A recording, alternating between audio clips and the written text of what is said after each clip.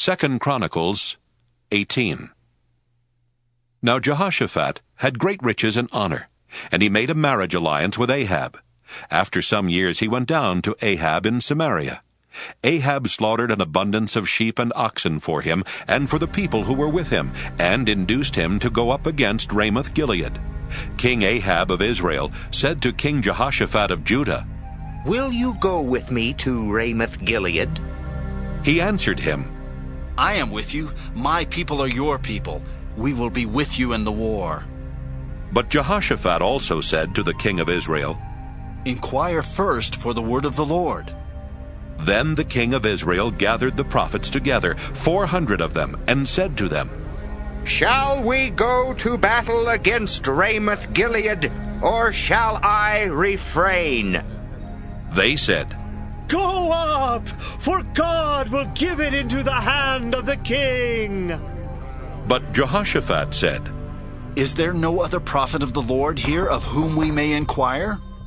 The king of Israel said to Jehoshaphat, "There is still one other by whom we may inquire of the Lord, Moyea son of Imlah.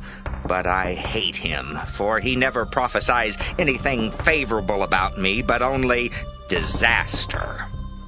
Jehoshaphat said, "Let the king not say such a thing." Then the king of Israel summoned an officer and said, "Bring quickly Moyea son of Imlah." Now the king of Israel and King Jehoshaphat of Judah were sitting on their thrones, arrayed in their robes, and they were sitting at the threshing floor at the entrance of the gate of Samaria, and all the prophets were prophesying before them.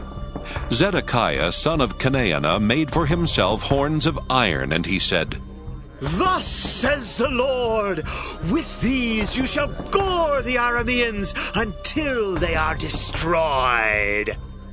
All the prophets were prophesying the same and saying, "Go up to Ramoth-Gilead and triumph!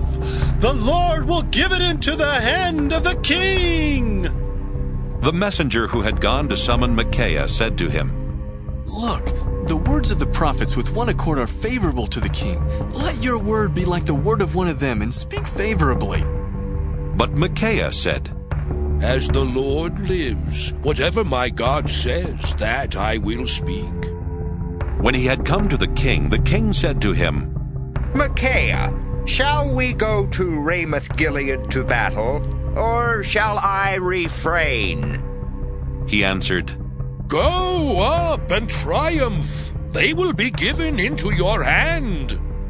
But the king said to him, "How many times must I make you swear to tell me nothing but the truth in the name of the Lord?" Then Moyea said, "I saw all Israel scattered on the mountains, like sheep without a shepherd. And the Lord said, 'These have no master. Let each one go home in peace.'" The king of Israel said to Jehoshaphat, "Did I not tell you that he would not prophesy anything favorable about me, but only disaster?" Then Moyea said, "Therefore hear the word of the Lord. I saw the Lord sitting on his throne, with all the host of heaven standing to the right and to the left of him.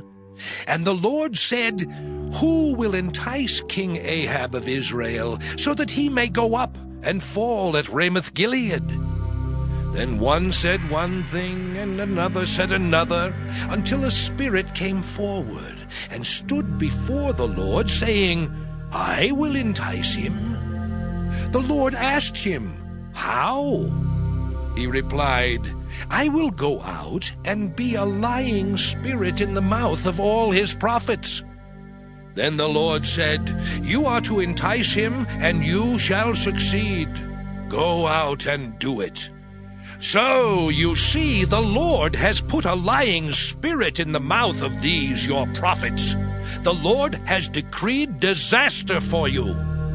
Then Zedekiah son of Chenaanah came up to Moyea, slapped him on the cheek, and said, "Which way did the Spirit of the Lord pass from me to speak to you?" Moyea replied, "You will find out on that day when you go in to hide in an inner chamber." The king of Israel then ordered, Take Micaiah and return him to Ammon, the governor of the city, and to Joash, the king's son, and say, Thus says the king, Put this fellow in prison and feed him on reduced rations of bread and water until I return in peace. Micaiah said, If you return in peace, the Lord has not spoken by me. And he said, Hear, you peoples, all of you. So the king of Israel and King Jehoshaphat of Judah went up to Ramoth Gilead. The king of Israel said to Jehoshaphat, I will disguise myself and go into battle, but you wear your robes. So the king of Israel disguised himself, and they went into battle. Now the king of Aram had commanded the captains of his chariots. Fight with no one, small or great, but only with the king of Israel. When the captains of the chariots saw Jehoshaphat, they said, It is the king of Israel. So they turned to fight against him, and Jehoshaphat cried out, and the Lord helped him. God drew them away from him, for when the captains of the chariots saw that it was not the king of Israel, they turned back from pursuing him. But a certain man drew his bow and unknowingly struck the king of Israel between the scale armor and the breastplate. So he said to the driver of his chariot, Turn around and carry me out of the battle, for I am wounded. The battle grew hot that day, and the king of Israel propped himself up in his chariot facing the Arameans until the evening. Then at sunset he died.